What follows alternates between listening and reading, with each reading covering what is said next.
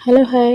అందరికీ నమస్కారం. అందరూ బాగున్నారా? నేను కూడా బాగున్నాను. మీరందరూ కూడా బాగుండాలని మనస్ఫూర్తిగా కోరుకుంటున్నాను. ఈరోజు కార్తీక మాసం థర్డ్ డే అండి. అంటే రేపు నాగుల చవితి కదా! అందుకోసం నేను రేపటికి కావాల్సిన సామాను కోసం అయితే బయటకు వెళ్ళాను. బయటకు వెళ్ళి కావాల్సిన సామానన్నీ అయితే తీసుకొచ్చాను. కార్తీక మాసం నాగుల చవితి అండ్ శనివారం కూడా వచ్చింది కాబట్టి రేపు నాగుల చవితి కాబట్టి అసలు బయట రేట్లు అయితే మండిపోతున్నాయండి. పూలు కానీ ఏవైనా కూడా. అండ్ తర్వాత ఇక్కడ కావాల్సినవన్నీ తీసుకొచ్చానని చెప్పాను కదా! రేపు ప్రసాదం కోసం నువ్వులు అండ్ దీపారాధన కోసం అయితే దీపారాధన ఆయిల్ అండ్ పూలు, ఆకులు, తులసి మాల, బెల్లము, బియ్యపిండి కూడా పట్టించుకొచ్చాను. బియ్యపిండి కూడా అయితే పట్టించుకొచ్చాను.